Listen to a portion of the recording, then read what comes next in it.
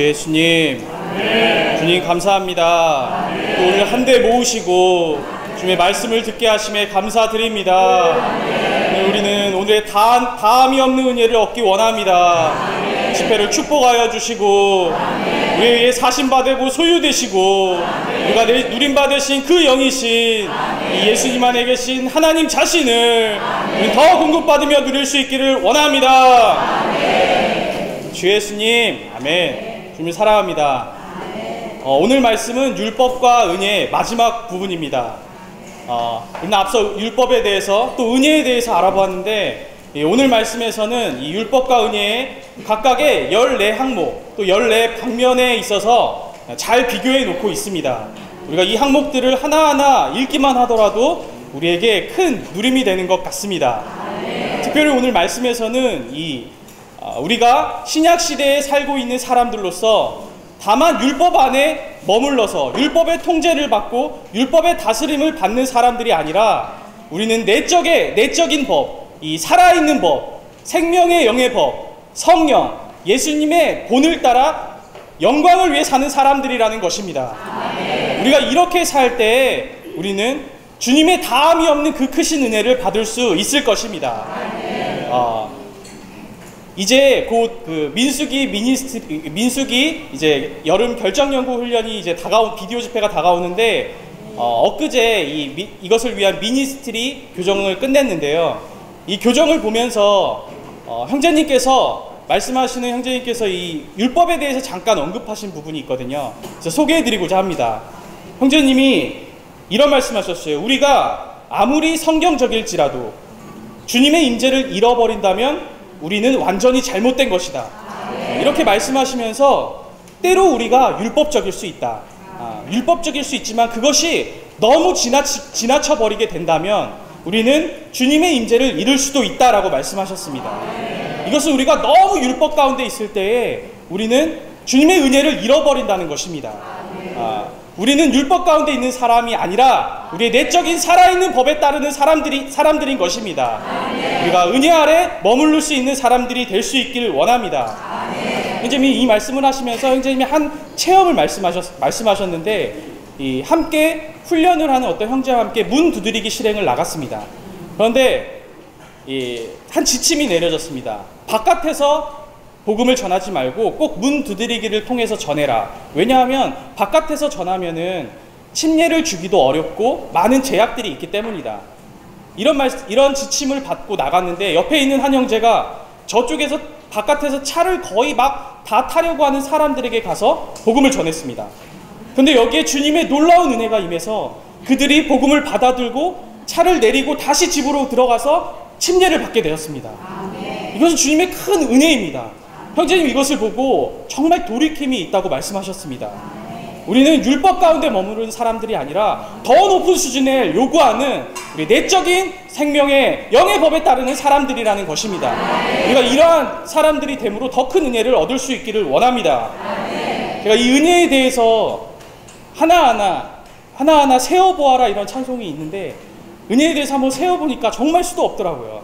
그 중에서 제가 가장 큰 은혜, 대표적인 은혜 3가지를 생각해 봤는데 첫 번째가 자매를 만나 결혼한 것, 두 번째가 자녀를 출산한 것, 세 번째가 복음서원이라는 곳에 와서 주님을 섬길 수 있는 은혜였습니다. 그런데 곰곰이 이 은혜들에 대해 생각해 볼 때 제가 이 은혜를 감싸지고 저 혼자 감추고 또 이것을 저 스스로 선택하고 확대하고 늘리려고 노력할 때 이 은혜는 사라져버릴 것이라는 느낌이 있었습니다. 우리는 주님께서 주신 이 은혜를 다만 누리고 다만 성도들과 나누고 또 이 은혜를 건축하기를 힘써야 된다는 것입니다. 이 은혜는 삼일 하나님 자신이기 때문입니다. 제가 이 은혜에 대해서 또 미니스트리를 추구하면서 이런 느낌이 들었습니다. 몇 가지 항목들인데 3가지 인상받은 것이 있었습니다. 제가 만약에 주님께서 주신 이 결혼이라는 은혜를 가지고 자매를 너무 사랑해서 자매와 좋은 곳에 다니고 좋은 음식을 먹고 하지만 집회할 시간은 없고 성도들을 목양할 시간은 없고 가정을 열 시간은 없고 성경을 볼 시간은 없다면 이 은혜는 사라져버리고 말 것입니다. 제가 자녀를 얻은 은혜를 받았지만 이 자녀를 위해 학업을 위해 교육을 위해 유학을 위해 또 자녀를 애지중지하면서 자녀를 중심 삼는다면 이것 또한 은혜는 사라져버리고 말 것입니다. 제가 복음서원에 와서 섬길 수 있는 은혜를 받았지만 복음서원에 돈을 벌려 하고 명예를 얻으려 하고 지위를 얻으려고 한다면 또 이물질을 가지고 들어와서 판매하려고 하고 그것을 확장하려고 한다면 이 은혜는 또 사라져버리고 말 것입니다. 우리는 이 은혜를 지체들과 함께 나눌 필요가 있고 건축할 필요가 있고 주님께 맡겨드릴 필요가 있다는 것입니다. 이번 민수기 훈련에서 이것을 직접적으로 은혜에 대해서 언급한 부분은 아니지만 세 가지 인상적인 부분이 있었는데 이것을 은혜에 적용할 때 저에게 너무 누림이 됐습니다. 첫째가 은혜는 스스로 결코 선택할 수 없다. 르우벤 지파, 르우벤, 갓, 므낫세 반쪽 지파는 좋은 땅을 그들 스스로 선택했습니다. 요단강을 건넜어야 하는데 요단강 동편 땅에 그들의 거처를 마련했습니다. 이것은 자신의 가족들과 자녀들과 가축들을 위한 것이었습니다. 결국 어떻게 됐습니까? 결국 그들의 후손들은 유업을 받을 수 없게 되었고 그 땅은 외적이 가장 먼저 침략하기에 좋은 땅이 되어버렸습니다. 우리는 이 은혜를 결코 선택할 수 없습니다. 옆 사람의 은혜가 좋아 보이고 저 사람의 은혜가 더 커 보인다고 하여도 그 은혜를 제가 취할 수도 없는 것이고 그 은혜를 따로 선택할 수도 없는 것입니다. 우리 주님께서 주신 은혜를 감사함으로 또 사랑함으로 다만 받아들여야 하는 것입니다. 또 두 번째는 우리는 이 은혜에 순종하고 이 은혜를 하나님께 맡겨드려야 합니다. 모세가 그러했습니다. 모세는 거역하고 반역하는 사람들에게 대항하지 않고 다만 이렇게 말했습니다. 내일 아침 이곳에 다시 모이십시오. 하나님께서 어떻게 하실지 알려주실 것입니다. 다만 모세는 하나님께 모든 것을 맡겨드렸습니다. 우리가 은혜를 하나님께 다만 맡겨드릴 때 또 그 은혜에 대해 순종할 때 사실 그 은혜는 고난의 은혜일 수도 있고 우리에게 좋아 보이지 않는 것일 수도 있습니다. 하지만 우리가 이 은혜에 순종하고 받아들일 때 이 은혜는 우리에게 더 크게 되고 더 큰 은혜를 우리는 받을 수 있게 될 것입니다. 또 셋째로 우리는 어떠한 은혜든지 좋게 말하는 것이 필요합니다. 주님께서는 이스라엘을 결코 나쁘게 말하지 않으셨습니다. 이스라엘의 죄악을 보시고도 그것을 나쁘다고 말하지 않고 항상 좋게 말씀하셨다는 것입니다. 우리가 받는 은혜에 대해서 불평과 따짐과 불만이 너무 많을 수 있습니다. 왜 이 은혜를 나에게 주셨지? 이 은혜는 너무나 작은데 저 은혜는 너무 커 보이는데 우리는 불평과 불만과 따짐을 가져서는 안 되고 이 은혜에 대해서 항상 감사한 마음으로 좋게 말해야 한다는 것이 필요합니다. 그럴 때 주님께서는 더 큰 은혜를 우리에게 허락해 주실 것입니다. 우리의 결혼이든 자녀든 축복이든 그분께 다만 맡겨드리고 그분께 선택하게 하여 드리고 또 그분께 순종하고 좋게 말함으로 우리가 이 은혜를 충분히 얻는 사람들이 될 수 있기를 원합니다. 주 예수님, 아멘. 이 시간이 좀 있나요, 더? 그럼 이 14가지 방면의 은혜에 대해서 한번 읽어보기를 또 원합니다. 다 읽지 마시고 9번부터 한번 14번까지 읽어보겠습니다. 율법에 대한 것입니다.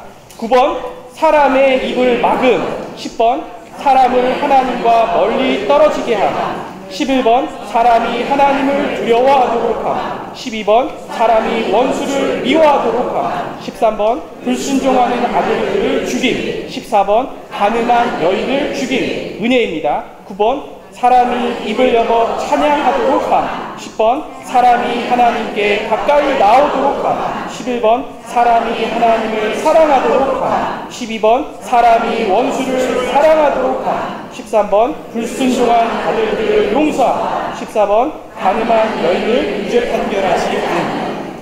우리가 이 내적인 법에 따라 또 생명의 영의 법에 따라 또 우리 안에 살아계신 이 본을 따라 또 영광을 위해서 살 때 우리는 더 큰 은혜를 주님께서 허락하실 줄을 믿습니다. 아멘. 오늘 집회를 통하여 우리 모두가 이러한 축복과 은혜를 받는 사람들이 되기를 원합니다. 아멘.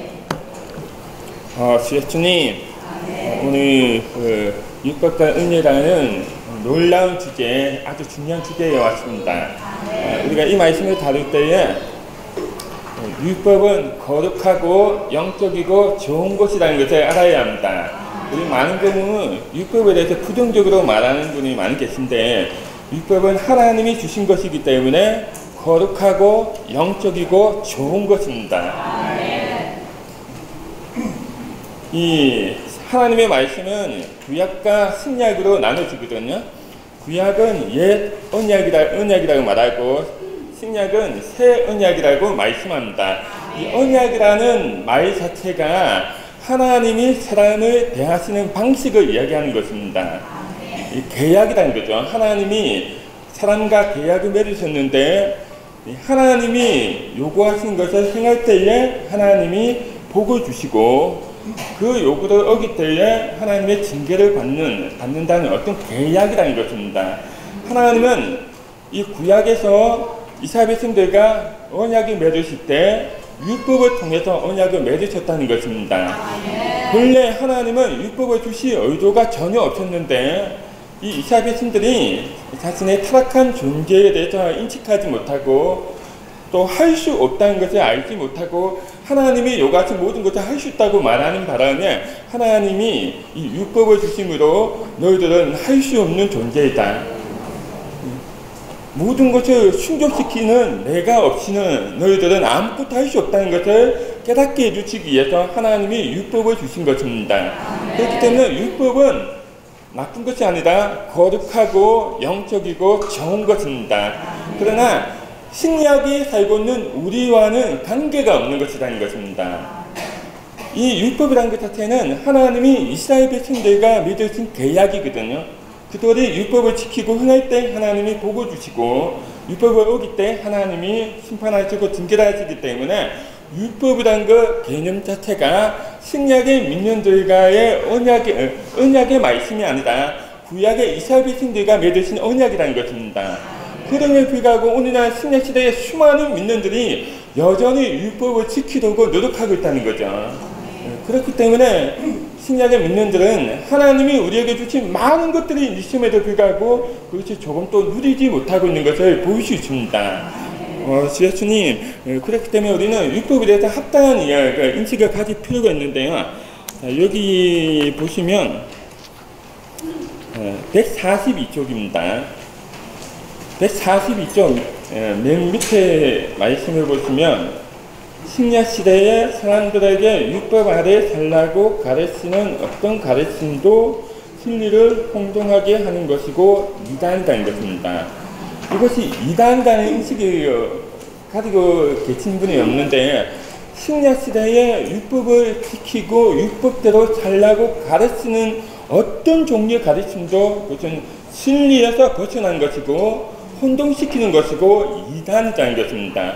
왜 그러냐면 그것은 하나님의 언약의 신약시대에는 하나님이 이 성언약에 따라서 민년들과 언약을 맺으셨는데 그 언약을 무효화시킨 것이기 때문에 그것은 심각한 이단이라는 것입니다. 그렇기 때문에 우리는 반드시 신약시대에 살고 있을 때 우리는 율법 아래 사는 것이 아니라 은혜 아래 산다는 것을 우리가 인식할 필요가 있습니다. 여기 143조 소제목을 보시면 민년들의 법이 나오거든요.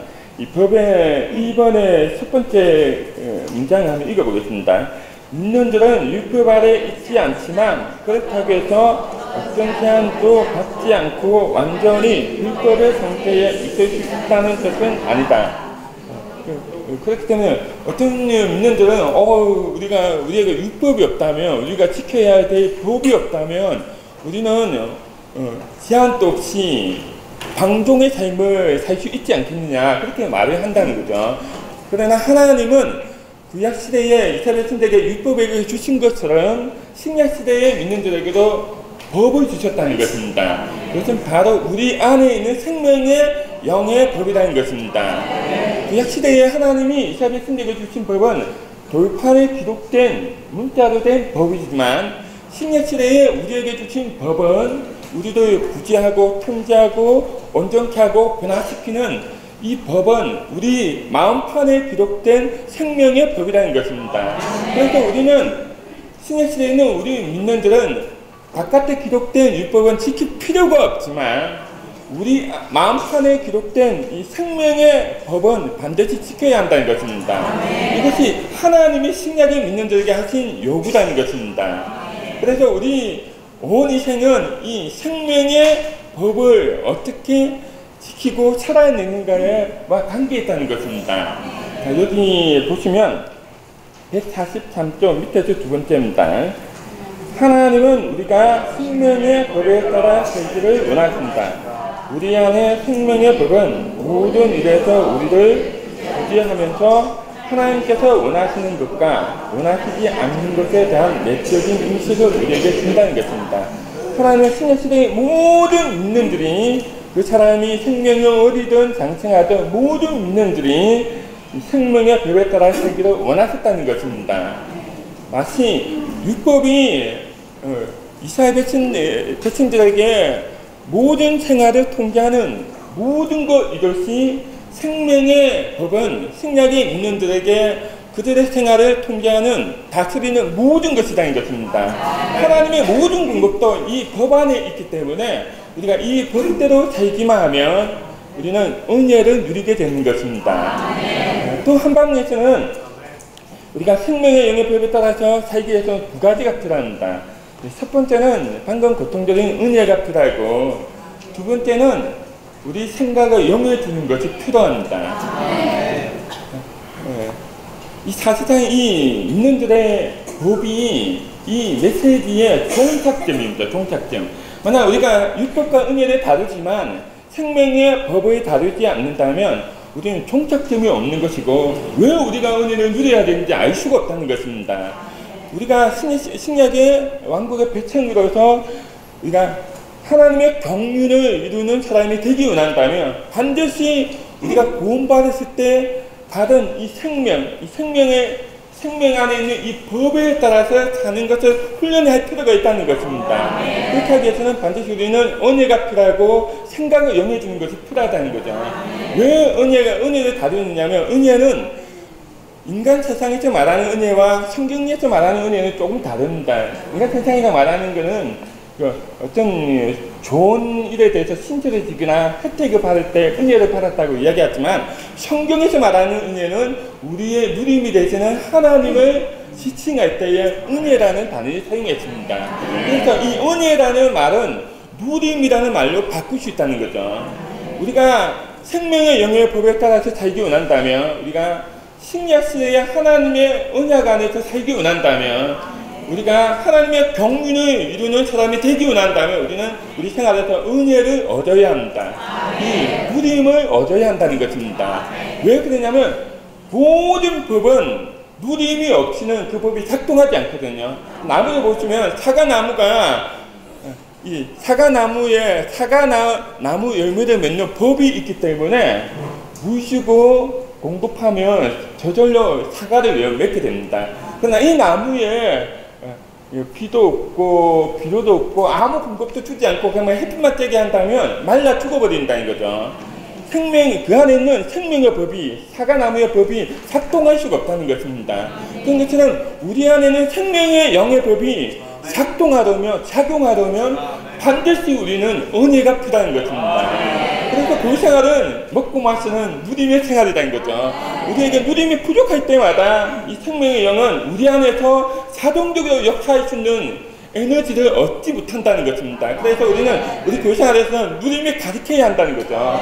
은혜가 풍성해야 한다는 것입니다. 또 하나는 생각을 영해주는 것입니다. 로마서 5장 여기에는 3번에 나와 있거든요. 3번에 나와 있는데 로마서 8장 5절과 6절 말씀을 제가 읽어보겠습니다.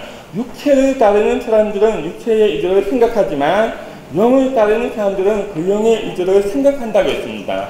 이 문장 구조가 어떻게 되느냐면 우리가 그 영의 이들을 생각할 때 영을 따라서 살 수 있다는 것을 이야기하는 것입니다.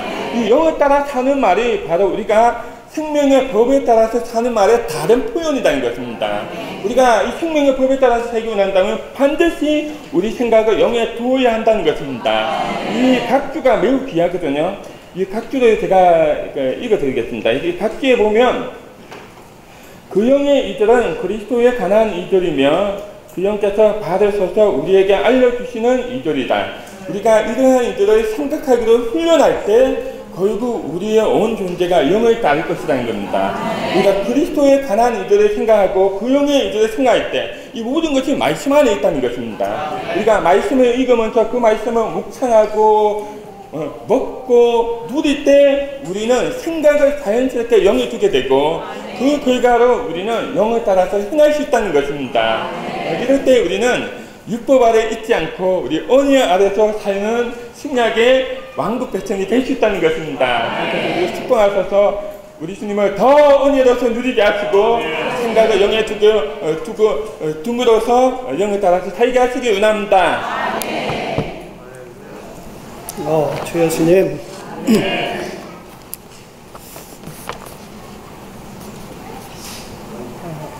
우리가 지난번에 얘기한 것처럼 은혜는 원래 하나님의 뜻입니다. 창세전부터 가지고 계셨던 하나님의 뜻이죠. 근데 우리가 이것에 참 익숙하지 않아가지고 이런 매사에 율법의 원칙에 따라서 살고 있는 것을 발견할 수 있습니다. 제가 성경을 읽으면서 정말로 이해가 안 됐던 것이 주님께서 이런 비유를 말씀하셨죠. 포도원을 가꾸는 비유를 말씀하시는데 어떤 사람 아침에 일찍 와가지고 일을 하고 이제 이런 얘기를 하시잖아요. 그죠? 그 다음에 3시에 6시에 막 나중에 11시에 와가지고 한 사람 일을 한 사람도 11시 이제 1시간 일하고서 딱 끝났는데 11시에 온 사람을 먼저 이렇게 주면서 나중에 아침에 온 사람도 저 같은 아침에 왔으면 되게 화날 것 같아요. 도저히 이건 이해가 안 되는 것이고 우리 머릿속으로는 아무것도 이해가 안 되는 것이죠. 그런데 어느 날 주님께서 말씀하셨습니다. 너는 11시에 온 사람인데 무슨 소리를 하고 있냐. 내가 바로 11시에 온 사람이다. 그러니까 내가 아침에 왔으면 할 말이 굉장히 많았겠지만 11시에 왔으니까 할 말이 싹 없어져 버렸어요. 또 이해가 안 되는 것이 이제 베드로와 요한을 보면은 제가 참 이해가 안 됐어요. 베드로는 정말 뭐든지 열심히잖아요. 그죠? 뭐든지 열심히 했는데 요한은 트러블 메이커야. 맨날 하여튼 뭔가 달라고 그래가지고 거기서부터 모든 이제 사단이 벌어지기 시작하잖아요. 근데 왜 요한은 맨날 주님의 품 안에 앉아가지고 품 안에 누워가지고서는 주님으로부터 이 온갖 비밀을 다 듣고 베드로는 맨날 밖에서 뱅뱅뱅뱅 돌고 있는 거 정말 이해가 안 됐어요. 그러면서 이제 이런 것들을 통해 가지고 은혜를 이제 은혜가 무엇인가 하는 것을 알게 됐죠. 요한은 참 살기도 오래 살았잖아요, 그죠? 살기도 오래 살고 또 다른 사도들은 막 이렇게 이것저것을 막 엄청나게 많이 이렇게 돌아다니면서 사역을 하면서 고생을 많이 했는데 요한은 에베소 교회에서 그냥 예수님 모친 마리아를 모시고 그냥 에베소 교회 돌보면서 살았잖아요. 그래도 하여간 뭐 이제 고난을 많이 당했지만 하여간 뭔가 차이가 있어요. 그런데 또 이해가 안 되는 것이 이제 누가복음 15장에 가면 주님이 비유로 또 말씀하실 때 탕자의 비유로 말씀하시잖아요. 근데 이 탕자의 비유를 말씀하실 때 그 형하고 이 동이 탕자하고 비유하면은 탕자보다는 형이 100배 낫지. 근데 왜 탕자는 들어오자마자 그냥 신발에 옷에 뭐 반지에 그냥 또 송아지까지 잡아가지고 단철거리고 그러면서 하시는 말씀이 기쁘다, 즐겁다 이러시잖아요. 그런데 이 형은 열심히 수고하고 아버지 말씀 한 번도 거스르지 아니하고 이렇게 수고했는데 염소새끼 한 마리도 준 적이 없다. 형이 저는 그런 생각이에요. 그래서 나중에 생각이 들었어요. 형이 저도 송아지 주십시오 하면은 주님께서 주셨을 것 같아. 당연히 주셨을 것 같은데 형은 달라 소리를 안 해. 근데 우리는 미덕에 달라 소리 안 하면 참 좋잖아요, 그죠? 달라 소리 안 하고 그냥 자꾸 달라고 하면은 이렇게 싫어할 것 같은데 그건 사람의 율법의 개념인 것입니다. 주님은 우리에게 뭐냐면 간구하라는 거예요. 저 달라고 좀 해라. 왜 달라고를 안 하냐? 근데 우리는 항상 뭐 달라고를 안 하고 뭐냐면 대가를 항상 생각하는 거예요. 내가 이렇게 일을 했으니까 당연히 주시겠지. 주님은 달라고 하면 안 주셔요. 주님은 자꾸 달라고 해야지 주시는 거야. 주 예수님. 그래서 주님은 왜 우리에게 간구하지 않는가? 간구하면 그분은 주신다고 말씀하십니다. 서로 교회 생활하는 가운데서 제일 어려웠던 것이 바로 뭐냐면은 이게 공평하지 않은 것 같은 것이 제일 어려워요. 처지체가 더 성실한 것 같은데 처지체는 맨날 별것도 안 하고 그냥 맨날 누리기만 하고 저희처럼 맨날 죽으라고 일만 하고 근데 이 지체가 훨씬 더 많이 주님을 누리고 있는 거 보면은 이해가 안 되는 거예요. 그러나 주님은 율법의 원칙에 있지 않고 은혜의 원칙에 있다는 것입니다. 그래서 우리는 항상 뭐를 가지면 계산을 엄청 많이 해. 엄청 많이 해가지고 이 지체하고 저 지체를 많이 비교하고 이런 것들을 많이 하잖아요. 주 예수님, 정말 우리가 은혜의 원칙에 따라서 살기를 원합니다. 지난 시간에 이제 김현이 말씀하실 때 은혜는 생명나무이고 율법은 선악을 알게는 지식의 나무다 이렇게 말씀하셨잖아요. 주 예수님 결국에는 선악을 알게 하는 나무를 먹으면은 어떻게 되냐면은 죽게 되죠. 사망으로 가죠. 생명나무 열매를 먹으면 생명으로 갑니다. 주 예수님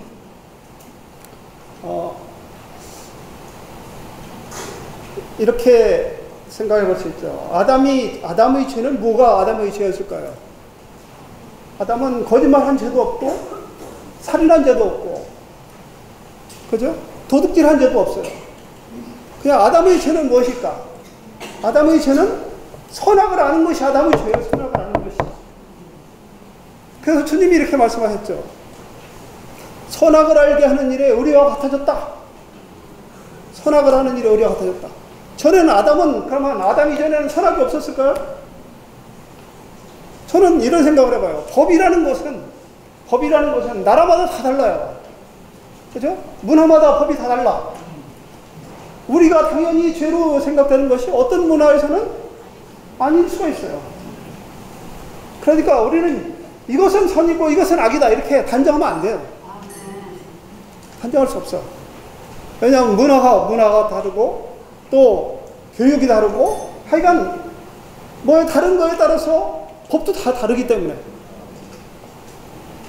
근데 그것을 어떻게 하냐면요. 아담이 선악과를 먹기 전에도 여전히 선과 악은 있었습니다. 근데 아담은 선과 악을 몰라. 그래서 벌거벗고 있었는데도 몰라요. 근데 선악과를 딱 먹으니까 벌거벗은 것을 알았어. 근데 그전에는 그럼 어떻게 했었을까요? 아담은 선악을 어떻게 알았냐면 하나님께 물어서 아는 거예요. 아담은 그전에 그런데 선악과를 먹고 난 이후로는 선과 악의 일에 하나님과 함께 되었을 것 같아졌어. 이제는 물을 필요가 없어진 거죠. 하나님께 물을 필요가 없어졌어요. 그래서 그전에는 하나님께 의존적이었지만 이제는 하나님과 독립적이 되어버린 거예요. 우리가 하나님과 독립적이 되어버릴 때 바로 우리는 율법 가운데 있는 것입니다. 그러니까 우리는 생각할 때 이렇게 해요. 악의 반대가 뭔가? 선이다 이렇게 생각을 해요. 악의 반대는 선이다 이렇게 생각하기 때문에 악을 처리하기 위해서는 뭐가 필요하면 선이 필요하다고 생각을 하죠. 그러나 악을 처리하는 것은 선이 아니고요. 생명입니다. 생명. 우리 그리스도는 어디에 있어야 되냐면 생명에 있어야 되는 것입니다.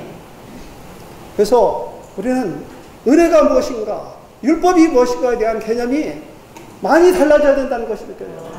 교회 생활 가운데 제일 어려운 것이 무엇인가? 우리 가운데 선악의 개념이 너무나 분명히 있을 때, 교회에 어려움이 있을 때는 뭐가 많이 등장하냐면 선악과가 많이 등장해요. 선악과가. 이게 옳지 않냐, 저게 옳지 않냐. 저 형제가 잘못되지 않냐, 저 자매가 잘못되지 않느냐, 이것들이 너무 많으면은 거기에는 생명이 없는 거야. 사망만 가득하게 되는 거죠. 자, 그리고 이제 또 뭐가 있냐면은 여기 이제 법에 대해서 이제 얘기하는데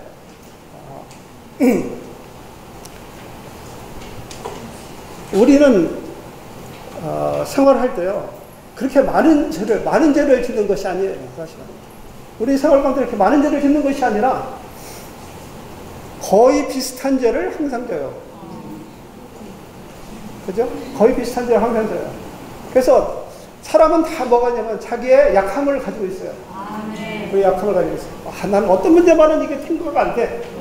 통과가 안 돼. 그 다른 것들은 다 그냥 별거 아닌 듯이 지나가는데 통과가 안 돼. 이거 하나는. 그래서 이것은 내가 부주의해서 그런 것도 아니고 또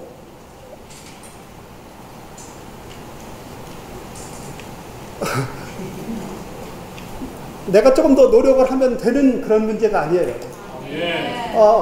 바울도 모든 면에서 다 문제가 없었잖아요. 그죠? 아무 문제 없었는데 딱 한 가지가 문제가 됐어. 뭐냐면 탐심이 문제가 됐어요. 근데 다른 것은 다 해결했는데 탐심을 없애려고 하면은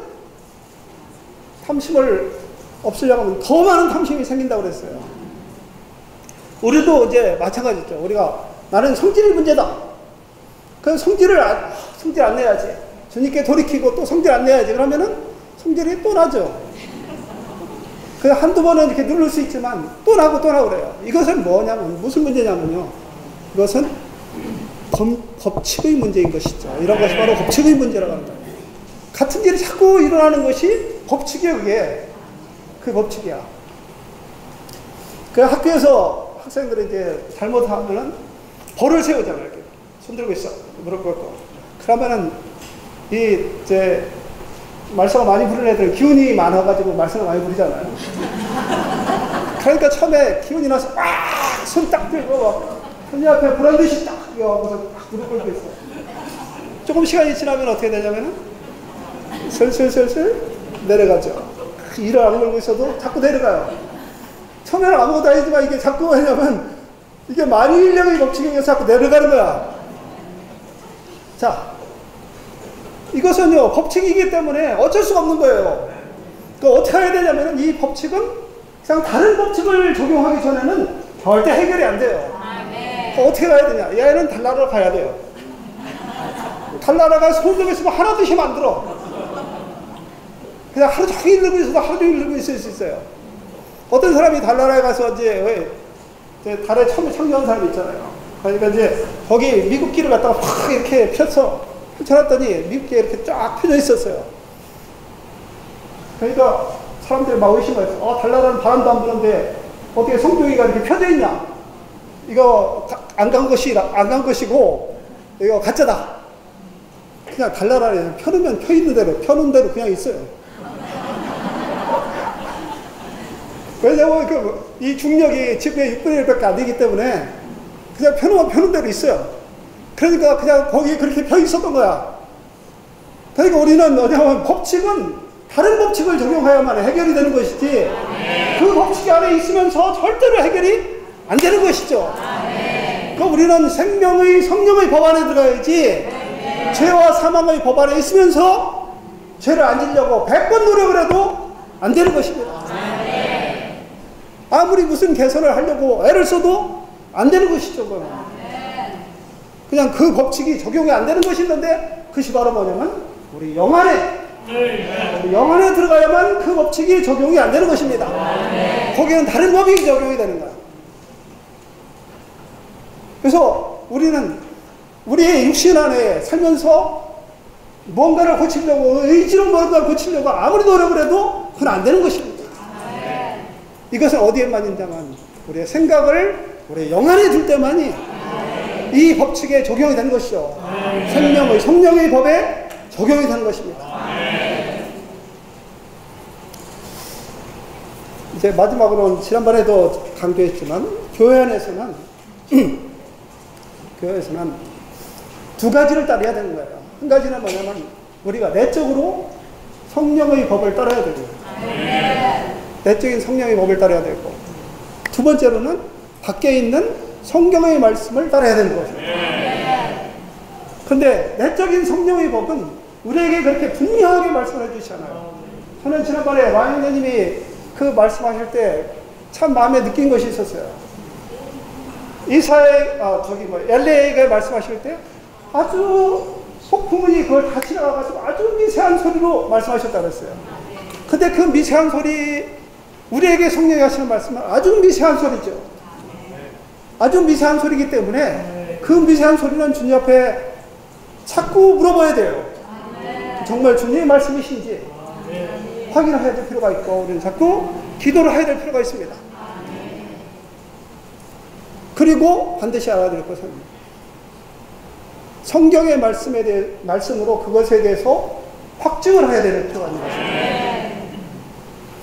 우리는 뭐를 좋아하냐면요, 율법을 만들기를 되게 좋아해요. 그래서 우리는 과거에 주님이 성령으로 이렇게 이끄셨다 그러면은 이제 그것이 뭐냐면 우리에게 또 하나의 율법이 되는 거예요. 그래서 그렇게 하면은 반드시 이루어질 것이다, 이렇게 생각을 하는 것이죠. 그러나 지난번에 성령이 이끄셨던 것이 지금은 우리에게 하나의 율법이 되어버린 것이죠. 지금 성령께서 어떻게 말씀하시는가, 이것이 더 중요한 것입니다.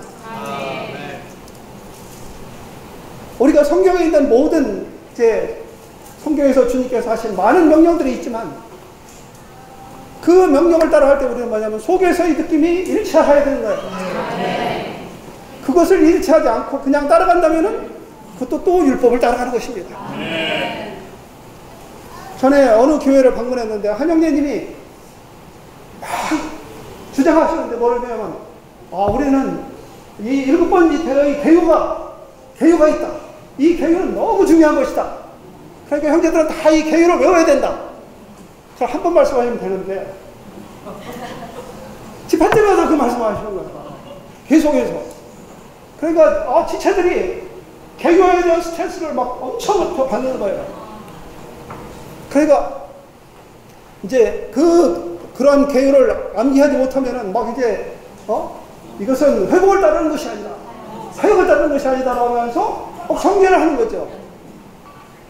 우리는 그것이 아무리 좋은 것이다 할지라도 우리는 절대로 율법을 삼아서는 안 되는 것입니다. 그래서 우리가 정말로 주의해야 될 것은 우리 안에서 지금 성령이 이 순간에 우리에게 어떻게 말씀하시는가 하는 것을 더 중시해야 되는 것입니다. 그래서 요한복음 5장 39절인가요? 너희가 성경에서 생명을 얻는 줄 알고 영생을 얻는 줄 알고 성경을 상고하거든요. 이 성경이 나에게 대해서 말씀하신 것입니다. 40절에 그래. 그러나 너희가 나에게 오기를 생명을 얻기 위해서 나에게 오기를 거절한다. 이렇게 말씀하셨잖아요. 우리는 여기서 두 가지를 볼 수 있습니다. 하나는 뭐냐면 영생을 얻기 위해서는 성경을 상고해야 되는 거예요. 두 번째로는 영생을 얻기 위해서는 주님 앞에 나와야 되는 것이죠. 이 두 가지가 다 필요한 것입니다. 우리가 주님의 음성을 들어야 할 필요가 있을 뿐만 아니라 우리는 성경의 말씀에 의해서 그것에 확증을 얻고 분명한 그 대주를 이루어야 될 것입니다. 402장 찬송하시겠습니다.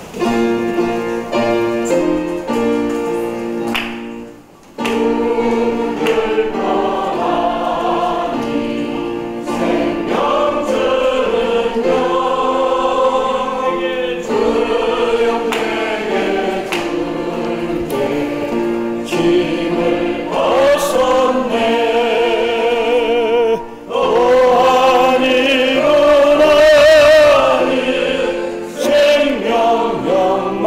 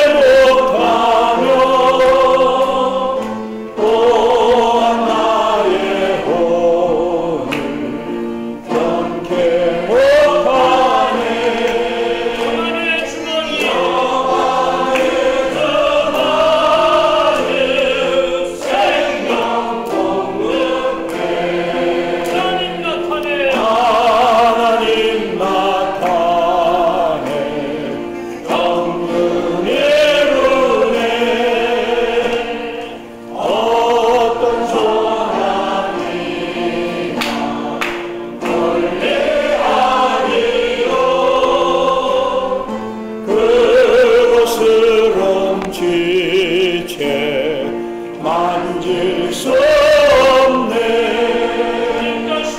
주님 자신만이 인성 안에서 부활 능력으로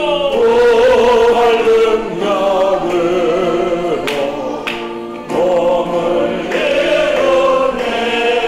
5절 하시겠습니다. 주가 주시는 사 어떤 능력으로 주님 자신만이 이겨 못하리. 주가 우리 안에 내 용대로로 주님 자신만을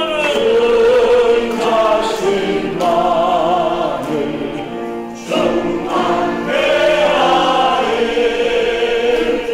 아멘. 제가 이 주의 회복에 처음 연결돼서 얼마 지나서 이 찬송을 부르는데 정말 저는 이 찬송가에 있는 모든 가사가 정말 제 존재 안에 그대로 이 아멘이 되고 적용이 되었습니다. 어떤 것도 우리를 죄와 자아에서 또는 각종 짐을 벗게 할 수 없습니다. 방금 고영재 말씀하신 대로 생명의 영의 법, 가장 높은 하나님의 생명의 법, 생명의 영의 법만이 우리를 모든 죄와 규례와 율법과 의문과 자아에서 해방케 할 수 있습니다. 우리가 교회 생활 가운데 가장 주의할 것은 우리 속에 연합된 영을 사용하고 집회 때마다 이 영을 해방하는 것을 훈련해야 합니다. 우리가 느슨해지지 말고 모든 집회 때 분발하여 주님의 이름을 부르고 우리 속에 영을 주의하고 이 영이 흘러나오는 것을 관심해야 합니다.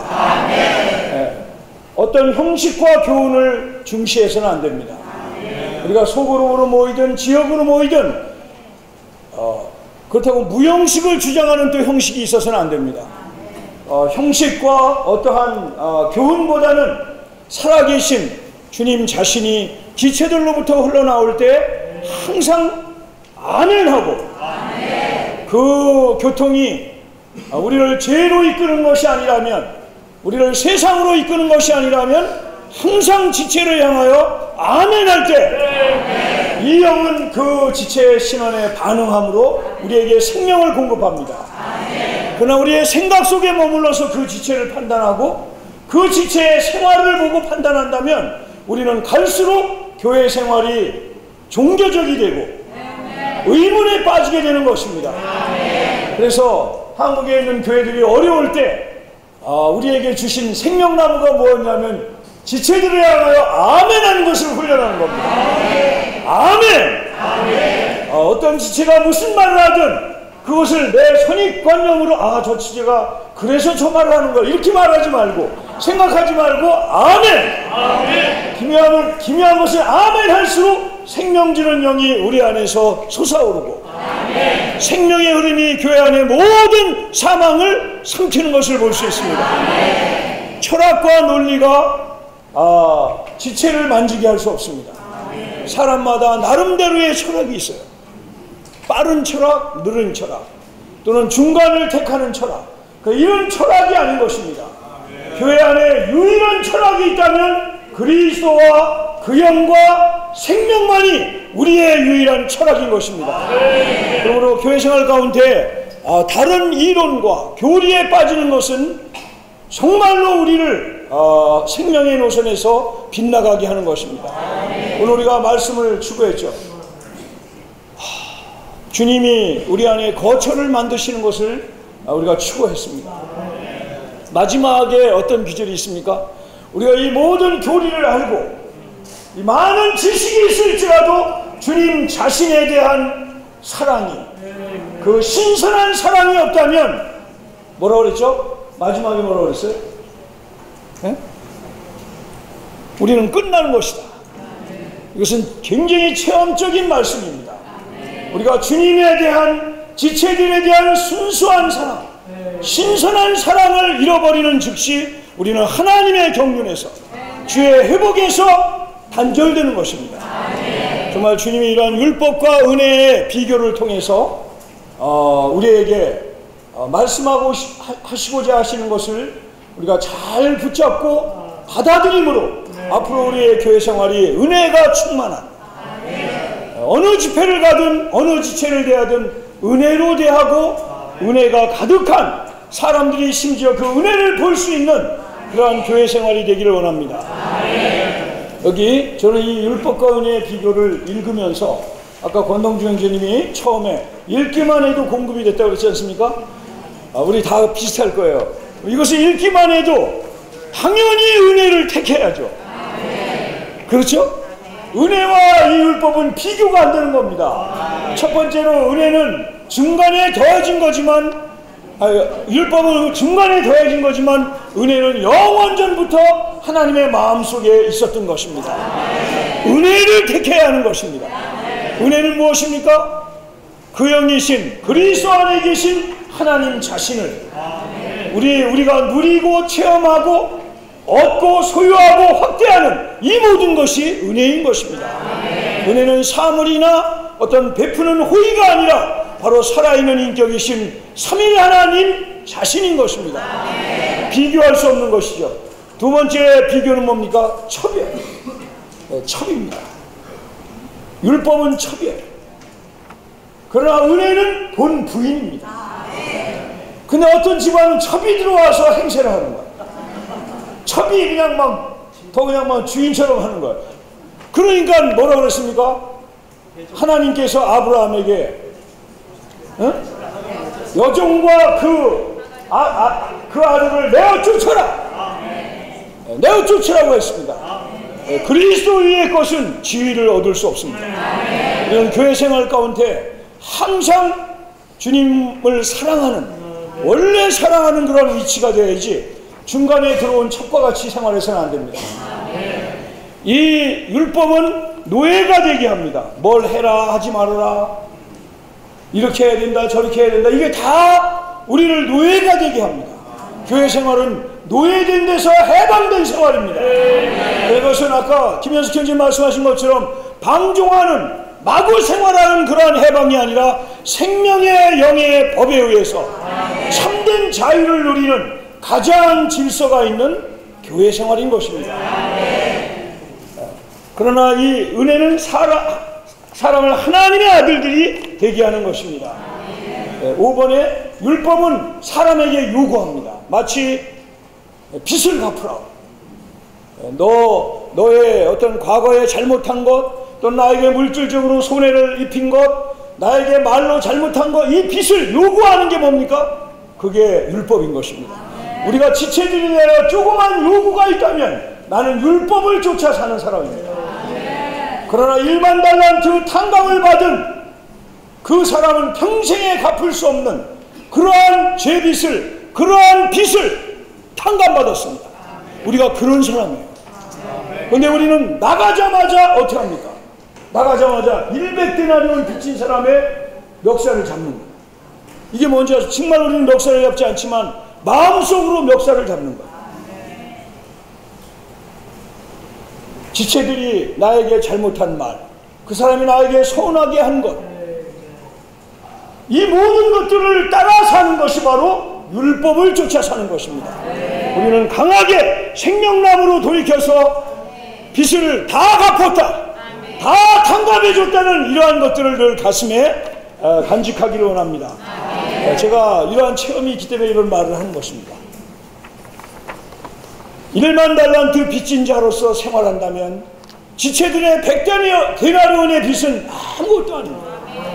주님이 나를 어떻게 용서하셨는지, 나를 어떻게 그 불타는 그 아궁이에서 건져낸 그러한 막대기 같은 사람인지를 우리가 안다면 우리는 지체들의 어떠한 것도 신속히 은혜를 공급받음으로 넘어갈 수 있을 것입니다.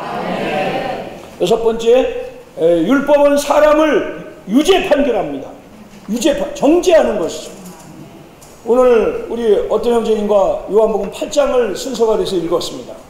거기에 저는 가장 큰 부딪힌 말씀이 뭐냐면 가장 판단할 수 있는, 정죄할 수 있는 유일한 자격이 있으신 분께서 제일 마지막에 나와면 간음한 여인을, 사람들은 주님을 사랑한다는 사람들, 율법을 연구하는 사람들, 이러한 사람들은 돌로 쳐야 했는데 당신은 어떻게 생각합니까? 이렇게 물었어요. 어떻게 하시겠습니까? 이때 주님은 나도 너를 정죄하지 않는다. 얼마나 놀라운 말씀입니까? 현장에서 간음하다 잡힌 여자를 끌고 온 거예요. 우리는 현장에서 간음한 거가 아니라 요즘에는 무슨 뭐 녹음기가 있고 영상이 있기 때문에 막 그걸 찍어가지고 돌려내려고 하는 그러한 율법을 따라 사는 습성이 있습니다.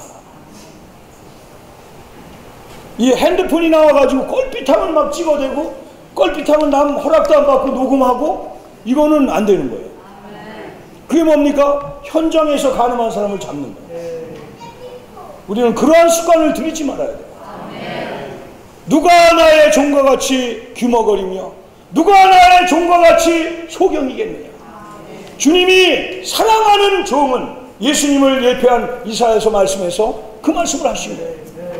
지체들의 잘못을 못 본 것처럼, 지체들의 비행을 못 본 것처럼, 여러분, 이것이 바로 그 영을 쫓아 사는, 의문과 율법을 따라 살지 않는, 바로 생명나무를 따라 사는, 은혜를 쫓아 사는 사람들의 태도인 것입니다. 베드로전서 2장 19절에 보면 거기에 참 은혜의 말씀이 있습니다. 개역성경에는 그렇게 되어 있죠. 애매히 고통을 당해도 하나님을 생각함으로 슬픔을 참으면 이것은 아름다운 것이다. 근데 우리 회복력에는 뭐라고 되어 있냐면, 누구든지 하나님께 대한 의식 때문에 부당한 고난을 당하여도 슬픔을 참으면 이것은 은혜입니다. 사랑하는 형제자매들, 이것은 은혜입니다. 우리가 지체들을 대할 때, 어떤 지체들과 교통을 나눌 때, 상담을 할 때, 어떤 지체에게는 은혜가 머금어져 있어요. 그렇게 할 수 없는 사람인데, 그러한 말과 태도를 표현할 수 없는 사람인데 하나님의 은혜가 가득하기 때문에 슬픔을 참는 거예요. 애매히 당한 고통을 참는 겁니다. 우리가 주의 회복 안에서 배운 것이 무엇입니까? 우리 니 형제님이 그런 큰 오해를 받으셨죠. 몸이 약하시기 때문에 어머니가 와서 방 안에서 니 형제님을 돌보셨어요. 한동안 돌보셨습니다. 근데 어떤 소문이 퍼졌냐면, 워치만이가 니 형제님이 어떤 여자랑 함께 산다, 어떤 여자랑 함께 살고 있다, 그 표현이 말이죠, 정말 아다르고 어다른 거예요. 그러나 여기 니 형제님은 은혜가 있는 분이었기 때문에 한마디도 변명하지 않았습니다. 나중에 물었어요. 누가 물으니까 그 여자가 누굽니까? 여자랑 산 게 맞으니까. 네 형제님이 그랬다는 거야. 여자랑 살았으니 산다는 말이 틀리지 않았으면 나는 답변할 게 없다. 네 형제님은 사람이 딱 묻지 않으면 많은 말을 하지 않았대요.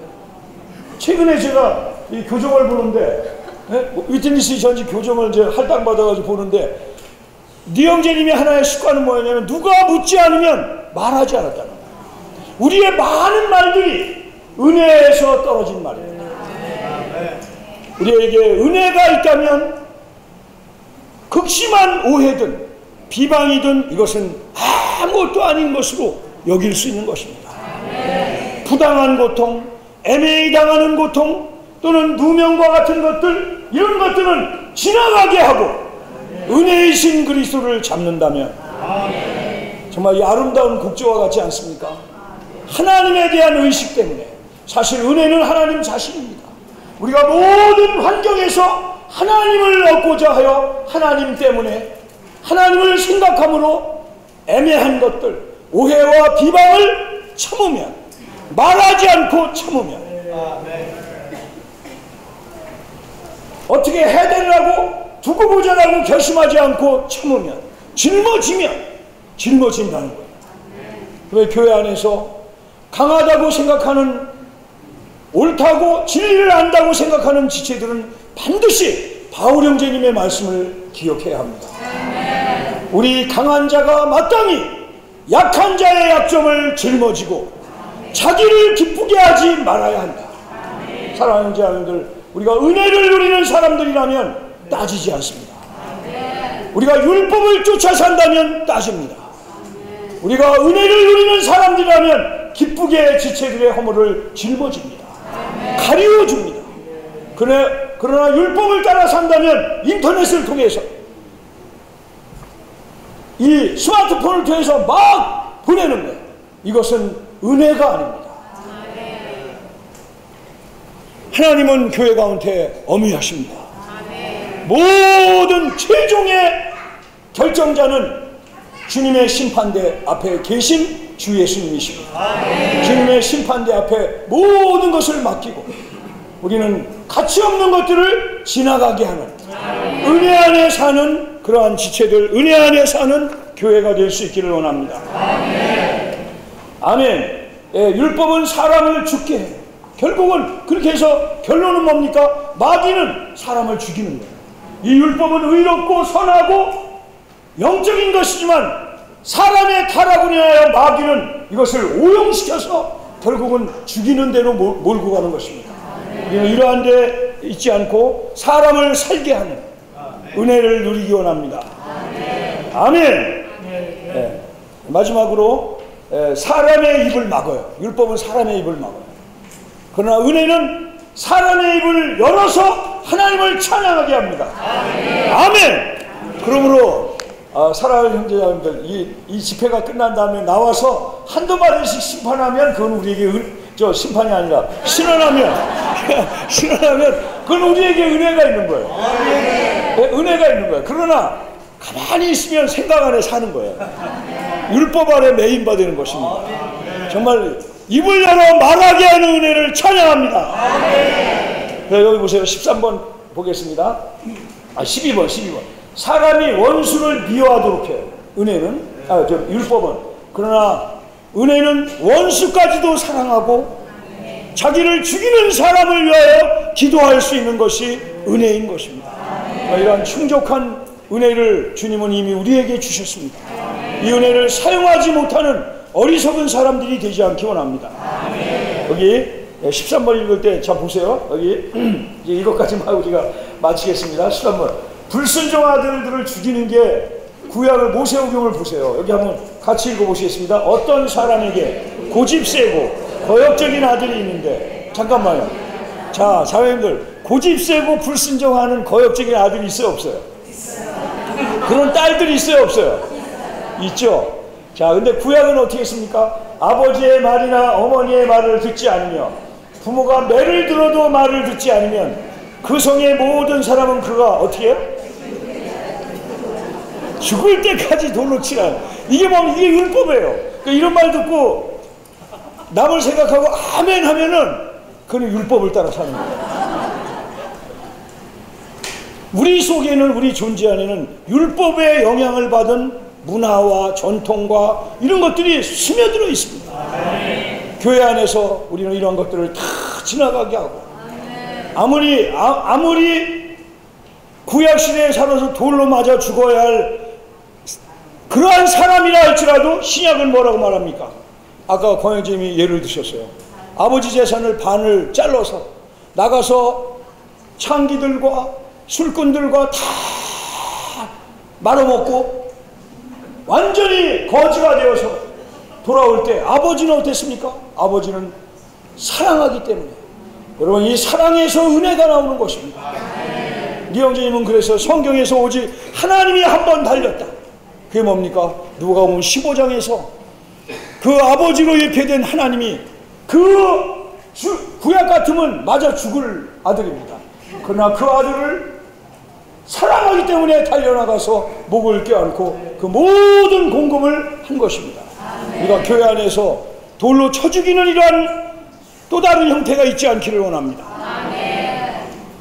그리고 마지막으로 지체들에 대하여 잘 말하는 것을 훈련하기 원합니다. 말이 아다르고 어다른 거예요.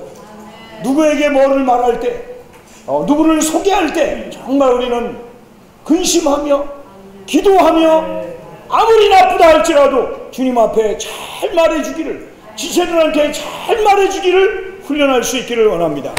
주님이 이러한 은혜 안에 사는 우리가 되도록 긍휼히 여겨주시기 원합니다. 자매님들 나오시겠습니다. 네, 주님 감사합니다. 네. 저는 정말 율법과 은혜 대조에 대해서 이렇게 신원하라고 하실 때 이것이 참 쉽지 않은 부분이라는 것을 느꼈고, 그리고 중요한 이렇게 가져갈 때 한 책을 이렇게 추가하게 해주셨을 때 형제님들 오늘 말씀을 통해서도 많이 밝아졌고, 그 부분에 그 말씀을 통해서 많은 깊이춤이 있었습니다. 그것은 하나님의 경륜 안에서의 율법과 은혜라는 얇은 책이었는데, 그 책을 읽을 때 제일 먼저 위트니스리 형제님께서 정말 우리가 왜 하나님 없이 이러한 지키고자 하는 것들이 얼마나 하나님 앞에 하나님과 대적이 되는가를 알려주실 때 너무나 아멘이 되었습니다. 하나님의 마음을 닮아가 그분의 경륜은 바로 그분 자신이 우리 안에 들어오셔서 사람이 그분을 인격 삼아서 그분을 표현하고 나타내는 이러한 존재를 얻기를 갈망하셨습니다. 그러므로 하나님은 사람을 지으셨을 때 다른 것을 말씀하시지 않았고 바로 생명나무 앞에 그 사람을 두신 것을 볼 수 있습니다. 그러나 사람이 생명나무를 선택하지 않고 선악 지식의 나무 열매를 선택했을 때 그 안에 바로 사단의 본성이 있었습니다. 그러나 이 사탄의 본성은 악한 것만 있는 것이 아니라 바로 선한 것도 있었습니다. 사탄은 사람 안에 들어와서 그의 본성으로 인하여 사람이 하나님을 기쁘게 하기 위해서 하나님을 떠나서 하나님을 정말 기쁘게 하기 위해서 일하도록 격동시키고 격려한다고 하였습니다. 이것을 읽을 때 그렇구나, 나의 이 죄된 본성이 바로 선을 행하려고 하나님을 떠나서 내가 무언가를 행하려고 이 율법을 지키려고 할 때마다 그것은 바로 사탄의 격동이라는 것을 알게 되었습니다. 그러므로 위트니스리 형제님께서는 하나님의 경륜 안에서 우리가 이러한 율법 아래서 하나님을 떠나서 하는 이것이 바로 사탄의 역사임을 분명하게 말씀해 주셨습니다. 하나님의 갈망은 바로 우리가 그분을 떠나서 하는 것이 아니라 은혜이신 그분을 우리가 생명으로 취함으로 주님, 나는 할 수 없습니다. 주님, 당신의 생명만이 이것을 이룰 수 있습니다. 주님, 당신께 열어드립니다. 주님, 나는 작은 것도 할 수 없는 자입니다. 정말 십계명을 볼 때도 너는 나 외에 다른 신을 내게 두지 말지니라. 그러나 우리는 너무나도 많은 신들을 아직도 가지고 있습니다. 그러나 우리가 이것을 접할 때에 지난주에 말씀하셨던 것처럼 내가 해야지, 이렇게 하면 우리는 사망의 노선으로 이끌릴 것입니다. 그러나 우리가 주님께 주님, 나는 이것을 할 수 없습니다. 주여, 은혜이신 당신이 필요합니다. 주여, 당신이 내 안에서 하소서. 내가 사랑하는 모든 것들을 제하시고 나를 통하여 당신이 내 안에서 나타나소서. 이러한 우리가 기도를 가져갈 때 우리는 은혜 안에 들어가는 것입니다. 그러니까 한 가지 더 누린 것은 우리는 은혜를 의지하는 자들이 아니라는 것입니다. 로마서 5장 2절의 말씀에서 우리는 은혜 안에 믿음으로 들어왔다고 말씀하셨습니다. 그러나 많은 때 저는 정말 은혜를 의지하는 자였음을 고백합니다. 하나님은 우리를 그분 자신 안으로 넣으신 것이지 그분을 의지하라고 하시지 않으셨습니다. 바로 우리가 물론 어떤 일에서 그분께 이렇게 의지하는 것이 있지만 사실 그분의 참된 갈망은 우리가 잠깐 그분께 기대는 것이 아니라 너는 할 수 없기 때문에 너는 내 안에 들어와야 된다는 말씀이십니다.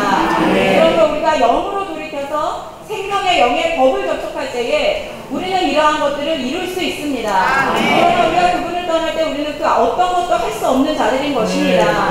그러므로 우리가 순간순간 주님의 이름을 부르고 기도하고 말씀을 다만 객관적으로 받는 것이 아니라 기도로 하나 되어서 말씀을 기도로 읽을 때 우리는 생명의 영의 법을 접촉하기 때문에 우리는 생명을 얻을 수 있고 그러므로 우리는 은혜이신 그분을 누릴 수 있게 되는 것입니다. 그러므로 정말 교회 생활 안에서 단독적으로 제가 할 수 있다는 그러한 하나님을 기쁘게 하기 위해서 사탄에게 격동되어서 하는 것이 아니라 정말 영으로 돌이켜서 생명 주는 그 영, 생명의 영의 법 안에서 그분과 하나 되어서 그분을 표현하는 자가 되기 원합니다. 믿는 자들은 아브라함의 자손이니 아브라함의 아들들이 많을지라도 이삭을 통하여 이삭으로 인하여 난 자가 아니면 상속자가 될 수 없다고 했습니다. 갈라디아서 4장 30절 말씀에 두 언약이 있는데 이는 비유라 두 여자라 처음 육체를 따라 종을 낳고 종을 생산하였고 아내는 성령을 따라 약속을 통하여 아들을 낳아서 유업을 잇는 상속자가 되었습니다. 율법은 곁에서 세추기 한다고 중간에 더해졌으며 은혜는 창세전에 처음부터 하나님의 목적 안에 있었다는 것입니다. 갈라디아서 2장 20절 말씀을 볼 것 같으면 거기에서는 내가 이제는 더 이상 내가 사는 것이 아니요 그리스도께서 내 안에 사시니 그러므로 주 예수님 그 이름을 부르며 믿고 우리가 부를 때에 낡고 옛것인 수동 시스템은 철거되었고 새로운 자동 시스템이 시설되었습니다. 그러므로 이제 내 안에서 움직이는 것은 내가 아니요 자동 시스템이신 주님이십니다. 내를 따라 상황에 맞게 자동으로 움직여 주시는 분은 주님이십니다. 주님을 찬양합니다. 우리로 은혜의 시대에 살게 하심을 감사합니다. 주 예수님, 주 예수님, 여기 은혜와 율법과 은혜를 너무 대조적으로 잘 분리해서 말씀해 주셨는데 저 그대로 읽기만 해도 정말 누림이 됩니다. 주 예수님, 주 예수님, 내가 행하고 율법을 행하려고 애쓰고 힘쓰고 정말 노력했던 그 허망했던 생활들이 정말 날마다 로마서 7장, 8장을 왔다 갔다 하면서 사랑이냐 의이냐 사랑이냐 율법이냐 그리고 헤매던 기억이 납니다. 그러나 이러한 말씀을 통해서 사역의 말씀들을 통해서 은혜와 율법의 확신한 주님 분별을 주심을 감사합니다. 주 예수님, 저는 여기에서 주 예수님 신명기 21장 그 18절 말씀을 보면서 저는 항상 구약을 읽으면서 그랬어요. 여기 어떤 사람이 고집세고 모욕적인 아들이 있는데 아버지의 말이나 어머니의 말을 듣지 않으며 부모가 매를 들어도 말을 듣지 않으면 그 성의 모든 사람은 그가 죽을 때까지 돌로 쳐야 한다고 하십니다. 이 말씀을 들을 때 우리 아들도 죽어야 되고 정말 우리 아들은 여차 않고 저도 먼저 죽었어야 합니다. 저 이것을 생각할 때 얼마나 놀라운 하나님의 은혜이지요. 정말 율법은 우리를 하나님 앞에 입을 다물게 해요. 너는 증인이다. 아무것도 할 수 없다. 자꾸 정죄를 합니다. 그러나 주 예수님 은혜는 우리를 살리십니다. 주 예수님 우리를 탄다하는 우리를 정말 조건 없이 사랑하셔서 믿음으로 정말 은혜로 말미암아 믿음을 통하여 우리가 구원을 얻게 하셨습니다. 주 예수님 우리가 은혜 안에 있다고 해서 법이 없는 것이 아니고 율법보다 더 크고 높은 법이 있습니다. 우리 안에는 생명 주는 영의 법이 있습니다. 이 법은 우리를 겉으로 표면적으로 강요하지 않지만 우리 안에서 우리를 제한하심으로 우리로 행하게 하십니다. 예수님 너무나도 감사합니다. 우리로 이러한 내적인 생명의 영의 몸을 주심으로 주님을 따라 살 수 있는 이러한 삶을 주셨고 또 교회 생활 안에서 우리 자신을 정말 흠이 없고 거룩하게 하시려고 말씀을 통해서 날마다 씻는 물로 우리를 씻어주심으로 우리를 거룩하고 흠이 없고 또 주님과 똑같은 모양으로 변화시키시는 주님을 찬양합니다. 주님의 영의 법에 더 순종하기 원합니다.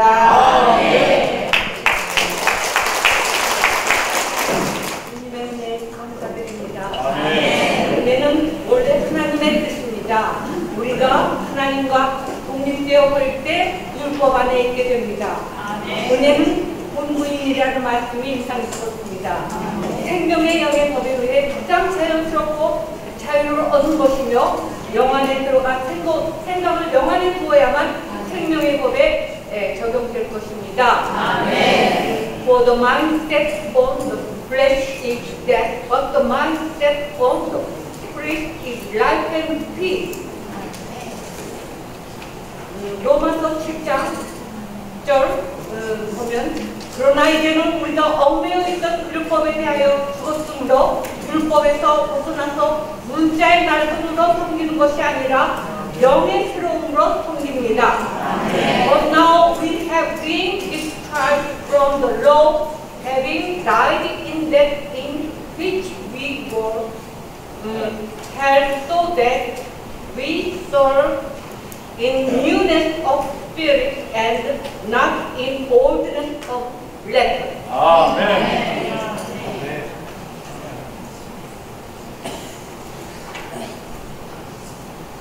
사랑합니다. 아멘. 죄를 해결하는 길은 죄의 영역에는 어떠한 것도 해결을 할 수 없다고 하셨습니다.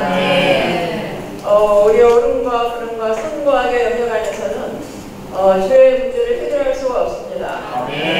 이것은 저주의 율법의 노선입니다. 생명의 영의 법의 노선이 있으면 감사합니다. 갈라디아서 3장 13절에서는 그리스도께서 우리를 위하여 저주가 되셔서 십자가에 못 박히셨다고 말씀하고 있습니다. 그것은 우리를 율법의 저주에서 구속하시기 위함이라고 하셨습니다. 거기에 각주에 보면은 율법의 저주는 죄와 연관이 있고 창세기 3장 17절과 연관이 있다고 하셨습니다. 이것은 바로 선악과 연관이 있다는 것입니다. 우리의 타고난 생명은 아담의 생명으로서 정말 선과 악과 옳고 지식의 노선 안에서 율법의 저주 아래 태어났습니다. 주 예수님, 우리가 우리 존재하에 떨어지는 즉시로 우리는 우리 율법의 정도는 할 수밖에 없고 정말 죄의 정도는 할 수밖에 없습니다. 요한복음 8장에서는 내가 이다의 신것을 믿지 않으면 너희가 너희 죄들 가운데 죽을 것이라고 말씀하셨습니다. 계속 주님을 영접하고 그 은혜의 영역 안에서 삼일성의 그 축복, 삼일 하나님을 누리지 않는다면 우리는 여전히 율법 아래 저자리에 떨어지게 됩니다. 우리가 이러한 법칙 안에 살고 있습니다. 주 예수님, 우리가 주님 오실 때까지 이러한 은혜의 영역 안에서 생명 영의 법에 따라서 주 예수님, 주님과 하나 되기를 원합니다.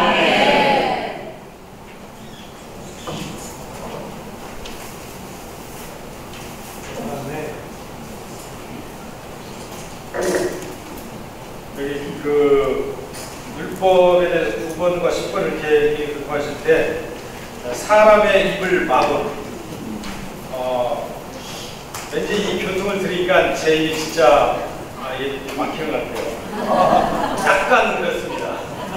왜냐하면 사실 우리가 돌이켜보면 상당히 많은 부분에 형제자매들을 정죄할 때가 많았고 얼마나 많은 경우 어떤 사실을 들었는데도 정확한 사실인데 나에 대해서 그걸 들었을 때 불쾌해지고 그 말이 싫어지고 여기 베드로전서 2장 19절에 있는 것처럼 부당한 고통을 받아도 하나님에 대한 의식을 알고 그것을 참으면 은혜라고 했는데 이것을 우리는 많은 경우 잃어버린다는 것입니다. 정말 최근에도 어떤 형제님이 정확히 나를 지적해줬어요. 그런데 그 말이 달갑지가 않은 거예요. 그리고 들여 오히려 왜 나한테 그런 말을 해서 나를 불쾌하게 만드냐. 그리고 나가서 이제 돌아섰는데 정말 느낌이 너무 안 좋았어요. 근데 그걸 또 다른 형님한테 가서 얘기할 때 하고 나왔는데 내 자신이 너무 부끄러운 거예요. 근데 어제 또 어떤 형제님은 바른 사람은 아니다. 그리고 약간 좋아 보이긴 하지만 바르진 않다. 무슨 뜻입니까? 그랬더니 바른 것은 영 안에 있고 그리스도 안에 있는 것이고 좋은 사람은 다만 좋게 보일 뿐이다. 이 말을 들으니까 뭐 좋다는 말도 별로 그렇게 좋은 평가하지만 어쨌든 집에 와서 좀 곰곰이 생각을 해보니까 주님이 빛 비춰주셨어요. 너는 평가보다 더 심한 평가를 받아야 되는데 그래도 좋다는 평가를 이렇게 해줬다는 것에 대해서 그러나 정말 이렇게 오늘 은혜 가운데 있다면 정말 우리가 지체들에 대해서 내 자신에 대해서 1만 달러한테 탕감을 받은 자고 심지어 현장에서 가늠하다 잡힌 여자와 같은 자들이 지고 우리는 정말 집 나가서 다 허비한 탕자와 같지만 은혜이신 아버지께 돌아간다면 모든 것이 다 해결될 것입니다. 이런 은혜를 더 체험하는 사람이 되기 원합니다.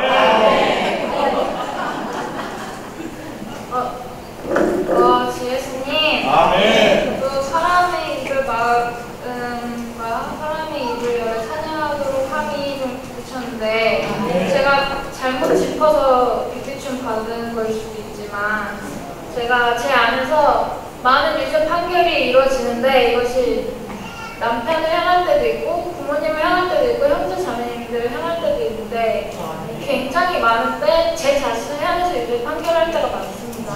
그럴 때마다 진짜 새삼스럽지만 맨날 내가 죄인이라는 걸 깨닫고 너무 부끄러우니까 주님 앞에 나아가지 못하는 거예요. 그래서 제 입이 막아지고 계속 그런 게 반복되다 보면은 주님과의 거리가 생기고 그럴 때마다 나아가야 된다는 걸 내가 알지만 나아갈 수 없는 거예요. 근데 오늘 이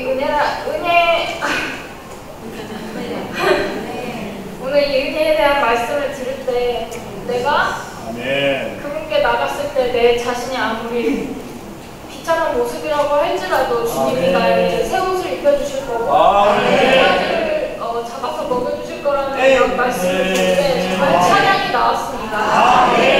주 예수님 당신의 은혜를 다만 받기 원하고 내 모습을 성화하지 않고 당신께 나아가길 원합니다. 예수님. 어제 기도 집회에 너무 느낌이 있었는데요. 그 데살로니가 전서를 우리가 읽었는데 그걸 읽으면서 그런 느낌이 있었어요. 그 한 달밖에 안 된 교회이지만 그 복음을 통해서 그 모든 말씀을 이렇게 사람의 말로 듣지 않고 하나님의 말씀으로 받음으로 굉장히 이런 본의 안에 산출된 이러한 것을 볼 때 참 격려가 되었습니다. 오늘 지체들의 이러한 공급을 통해서 저 또한 이 모든 말씀 하나님의 말씀을 받는다는 이런 느낌으로 받았는데요. 안에 이런 느낌이 너무 컸기 때문에 이렇게 빛으로 제 안에 이렇게 오는 이러한 느낌이 있었습니다. 저는 예전에 그 1만 달러한테 미친 자들하고 100대나리온 미친 자 어떤 지체가 잘못할 때마다 꼭 그 얘기를 하더라고요. 근데 그게 받아지지 않더라고요. 그래서 이렇게 안 좋듯이 그 100대나리온에 대한 이러한 지체들이 어떠한 걸 체험했냐고 제가 물었거든요. 그 체험하면 절대로 우리는 그런 걸 넘어갈 수 없는 존재인 걸 우리 체험하게 되는 것을 알게 되거든요. 그래서 그걸 율법적으로 이렇게 들이댈 때 그것이 절대로 나한테 포함되지 않는다는 것을 이렇게 알게 돼서 그 다음부터 저는 그런 얘기를 하지 않습니다.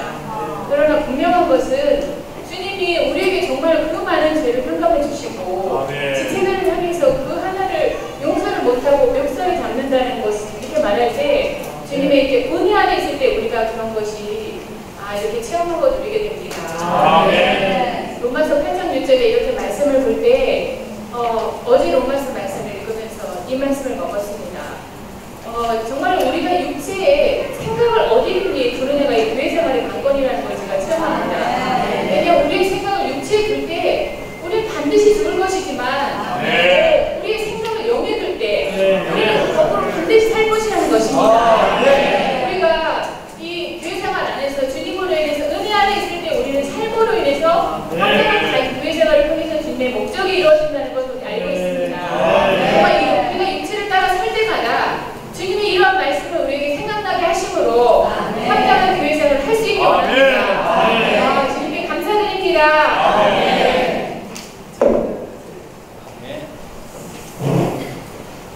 주 예수님, 예수님, 날마다 은혜 아래 살면서 입을 닫고 있기가 한마디라도 하려고 나왔으니까 주 예수님 참으로 우리를 율법 안에 있게 하지 않고 은혜 안에 있게 하심을 감사합니다. 주 예수님, 율법 안에 있을 때, 육체 안에 있을 때는 정말로 무슨 생각을 하게 되면 골치 아픈 일이 있으면 막 머리가 아프도록 생각을 하고 그랬는데 회복안에 들어와서 주 예수님 정말로 그런 일이 없지는 않지만 있을 때마다 바로 영으로 돌이키고 주님의 영으로 돌이킬 때에 완전히 해방을 받을 수 있는 것을 볼 때 정말로 감사가 있었습니다. 예수님 우리는 참으로 율법 아래 있지 않고 은혜 안에 있음을 감사합니다. 우리 안에 있는 생명의 법이 우리 안에서 말씀하고 규제하시고 우리의 노력으로 우리의 언담으로 하는 것이 아니라 그분의 은혜 안에서 생명의 법 안에서 우리가 살 수 있게 하심을 감사합니다. 모든 일 가운데 정말 은혜를 끼치는 자매가 되기를 원하고 주 예수님 정말로 지체들을 대할 때 어떠한 일을 할 때 정말로 내 자신 안에 사지 않기를 원합니다. 항상 말씀하는 것 같이 아멘하고 또 지체들의 음성에도 아멘하고 주님 이런 생명의 벽을 따라서 살기를 원합니다. 주의 무한하신 공급 받으며 은혜 안에 상단에 치료하는 주의 생수 근원에 우리의 마음이 연결됐네. 정말 주님의 회복에 있음을 정말 감사합니다. 정말 우리는 율법 덩어리이고 율법으로만 살던 자들이었지만 주님의 회복 안에 이 생명의 말씀이 흐르고 계속 흐를 때 우리 안에 이런 율법들은 점점 사라져 갈 것이고 우리는 요구하고 유죄 판결하고 용서하고 자신을 정죄하던 데서 점점 벗어나서 서로를 의롭다 하고 서로에게 좋게 말하는 지체들이 되어가고 있음을 감사합니다. 좋게 보일 때만 좋게 말하는 것이 아니라 잘못이 보이고 약함이 보이고 모자람이 보일 때 정말 이것을 전하는 가정이다. 전체 소망이 넘친다. 나도 소망이 넘치고 교회도 소망이 넘치고 우리 가정도 소망이 넘친다. 이렇게 선포하며 은혜 안에 살아가기를 원합니다.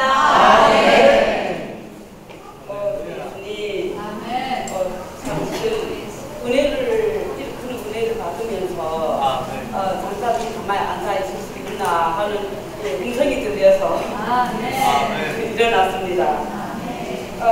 한동안 직장 생활을 하면서 이제 화요일하고 목요일 날에는 제 지역 자매 집회와 또 교회 자매 집회 참석하기 위해 가지고 이런 직장 안에서 이런 허락받고 다니고 있는데 주님을 누리고 있지만 또 따라오는 거는 동료들의 질투와 시기와 비방이 따라왔습니다.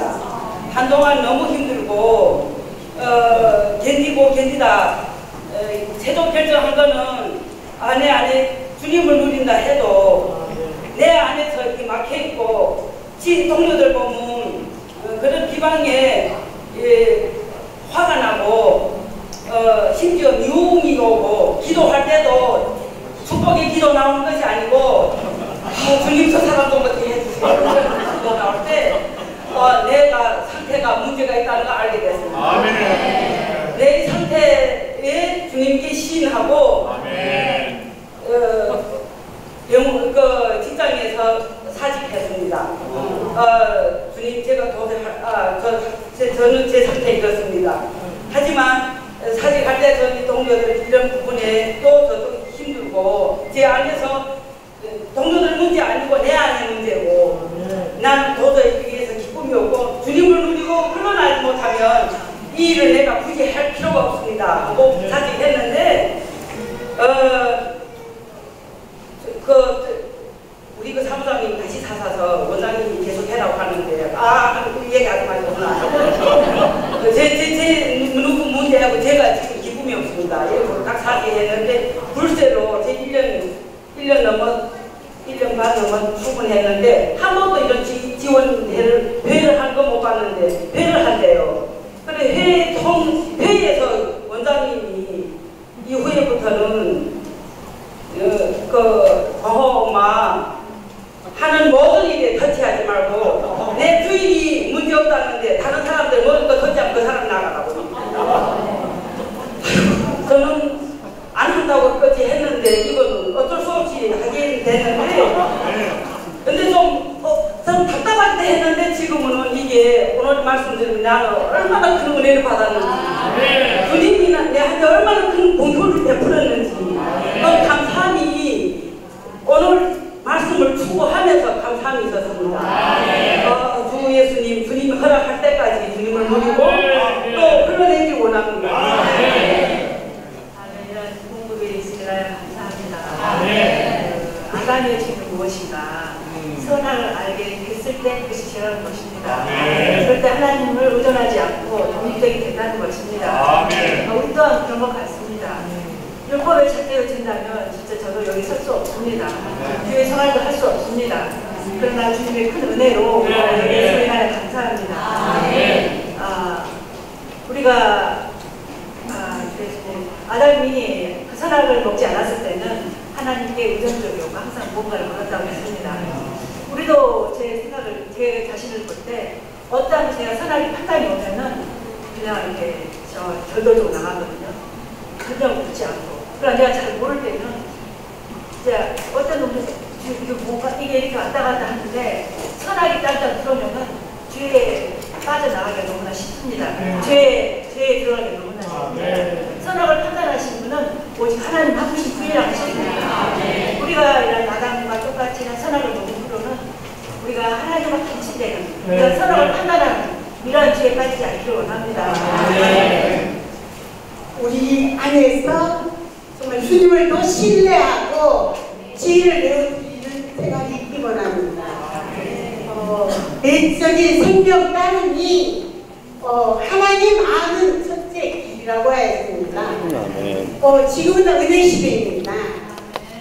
우리 안에 설치된 두 개의 법이 있습니다. 죄의 법이 있고 생명의 성령의 법이 있습니다.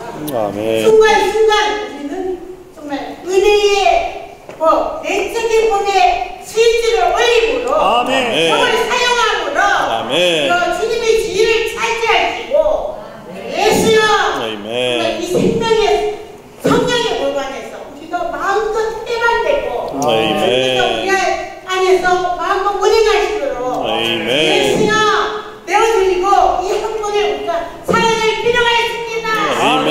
그래서 사실 주님을 찬양합니다. 생명의 성령의 법이 있음을 감사합니다.